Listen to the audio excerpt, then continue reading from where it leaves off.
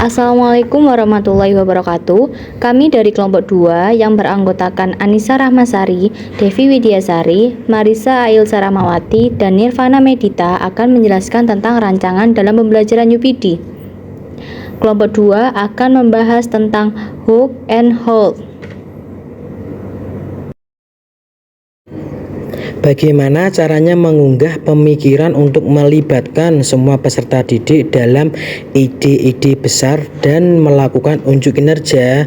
Yang pertama yaitu membuat kontrak belajar di awal pembelajaran, menggunakan model pembelajaran yang kooperatif, menggunakan model pembelajaran PBL, menerapkan teknologi dalam pembelajaran, memahami dan menentukan komponen utama dari motivasi dan keterlibatan peserta didik, menerapkan strategi pembelajaran yang bisa mempertajam motivasi dan keterlibatan peserta didik, membangun relasi yang baik antara guru dan peserta didik.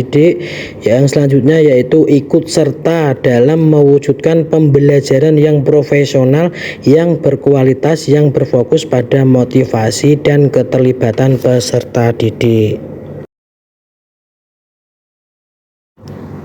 Yang selanjutnya adalah situasi apa saja yang dapat melibatkan peserta didik untuk membuat ide-ide besar, segera menarik, konkret, dan sangat penting. Yang pertama, situasi di mana pembelajaran berpusat pada peserta didik, yaitu student center, di mana situasi ini dapat mengunggah kreativitas dan perkembangan peserta didik untuk mengembangkan potensi yang ada pada peserta didik. Yang kedua, selalu mengaitkan pembelajaran dengan masalah yang kontekstual dalam kehidupan sehari-hari dengan memberikan contoh yang mudah dipahami oleh peserta didik sehingga memberikan kesan pembelajaran yang menarik bagi peserta didik. Yang ketiga, pembelajaran yang berdiferensiasi baik dari konten, proses maupun produk. Dengan pembelajaran yang berdiferensiasi mampu memudahkan guru dalam mencapai tujuan pembelajaran. Bagaimana pendekatan penyampaian materi sehingga menghasilkan minat dan keingintahuan terhadap materi?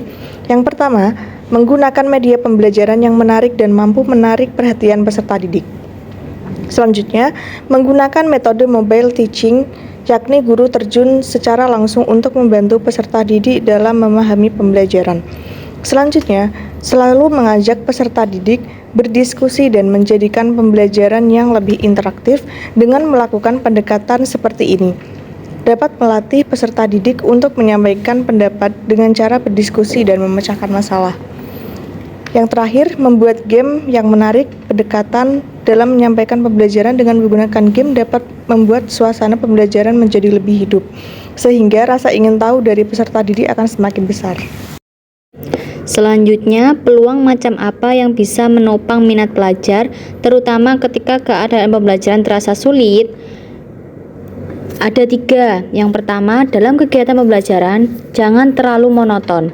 Berikan sedikit ice breaking supaya peserta didik juga tidak merasa bosan. Yang kedua, pada pembelajaran dikaitkan dengan pengalaman dari guru supaya memberikan motivasi dan gambaran pada peserta didik. Yang ketiga, dalam melakukan kegiatan pembelajaran, gunakan media pembelajaran yang menarik sehingga peserta didik tertarik dalam pembelajaran tersebut. Apa saja hambatan yang menimbulkan kecilnya pengambilan resiko, rendahnya imajinasi, dan kurangnya berani untuk mempertanyakan dan ketidakmampuan memutuskan? Ada 4. Yang pertama, kurang memadainya sarana dan prasarana dalam mendukung kegiatan pembelajaran. Yang kedua, guru kurang melakukan inovasi dalam kegiatan pembelajaran, sehingga peserta didik mudah bosan dan pembelajaran hanya akan berjalan satu arah saja. Yang ketiga, peserta didik tidak aktif dalam memberikan sehingga menyulitkan guru untuk menyampaikan materi dengan maksimal. Dan yang terakhir, jumlah peserta didik dalam satu kelas yang terlalu banyak sehingga pembelajaran tidak dapat berjalan dengan maksimal.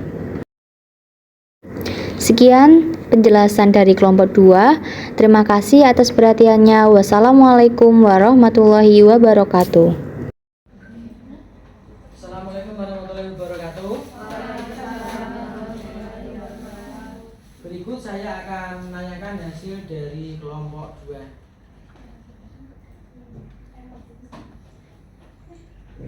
Assalamualaikum warahmatullahi Warahmatullahi wabarakatuh. Kami dari kelompok 2 yang beranggotakan Anissa Rahmasari, Devi Widiasari, Marisa Ail Saramawati, dan Nirvana Medita akan menjelaskan tentang rancangan dalam pembelajaran UPD. Kelompok 2 akan membahas tentang book and hold. Bagaimana caranya mengunggah pemikiran untuk melibatkan semua peserta didik dalam ide-ide besar dan melakukan unjuk kinerja? Yang pertama yaitu membuat kontrak belajar di awal pembelajaran, menggunakan model pembelajaran yang kooperatif, menggunakan model pembelajaran PBL, menerapkan teknologi dalam pembelajaran, memahami dan menentukan komponen utama dari motivasi dan keterlibatan peserta didik, menerapkan strategi pembelajaran yang bisa mempertajam motivasi dan keterlibatan peserta didik, membangun relasi yang baik antara guru dan peserta didik. Yang selanjutnya yaitu ikut serta dalam mewujudkan pembelajaran yang profesional, yang berkualitas, yang berfokus pada motivasi dan keterlibatan peserta didik. Yang selanjutnya adalah situasi apa saja yang dapat melibatkan peserta didik untuk membuat ide-ide besar, segera menarik, konkret, dan sangat penting. Yang pertama, situasi di mana pembelajaran berpusat pada peserta didik, yaitu student center, di mana situasi ini dapat mengunggah kreativitas dan perkembangan peserta didik untuk mengembangkan potensi yang ada pada peserta didik. Yang kedua, selalu mengaitkan pembelajaran dengan masalah yang konseptual dalam kehidupan sehari-hari dengan memberikan contoh yang mudah dipahami oleh peserta didik sehingga memberikan kesan pembelajaran yang menarik bagi peserta didik. Yang ketiga, pembelajaran yang berdiferensiasi baik dari konten, proses maupun produk. Dengan pembelajaran yang berdiferensiasi mampu memudahkan guru dalam mencapai tujuan pembelajaran. Bagaimana pendekatan penyampaian materi sehingga menghasilkan minat dan keingintahuan terhadap materi? Yang pertama, menggunakan media pembelajaran yang menarik dan mampu menarik perhatian peserta didik.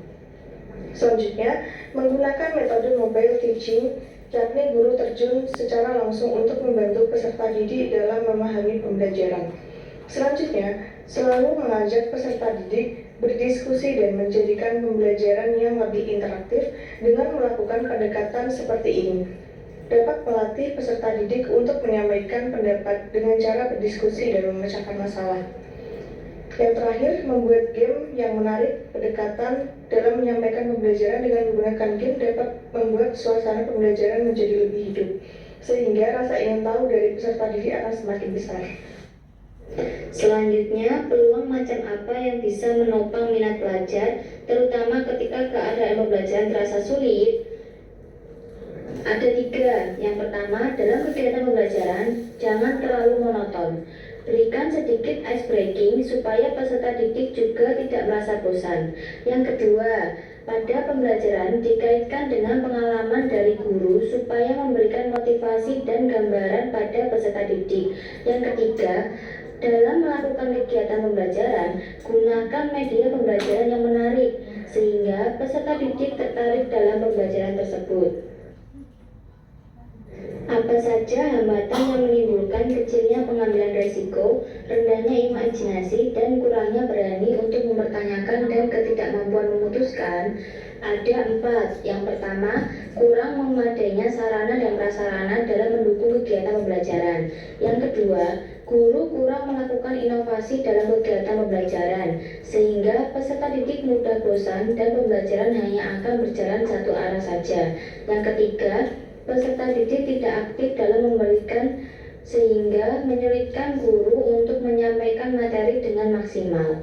Dan yang terakhir, jumlah peserta didik dalam satu kelas yang terlalu banyak sehingga pembelajaran tidak dapat berjalan dengan maksimal.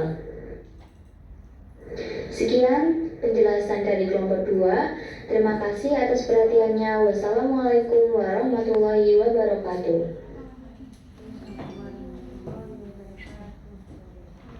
Oke, terima kasih untuk kelompok 2. Videonya sudah saya tayangkan.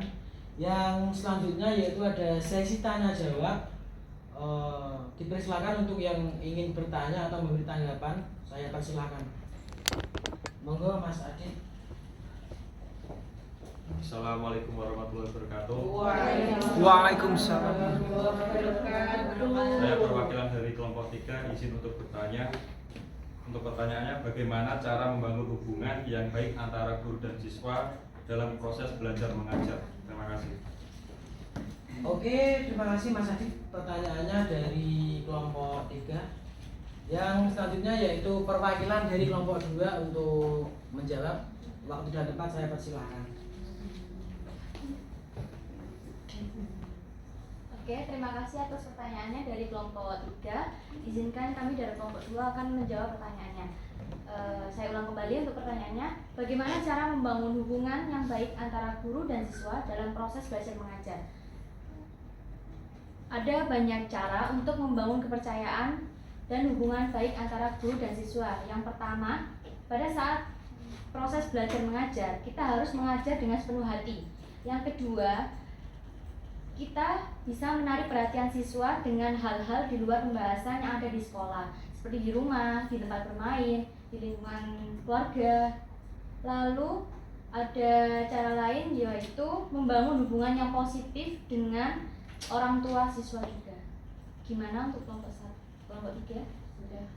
Sudah cukup jelas. Oke, terima kasih. Ada lagi yang belum tag?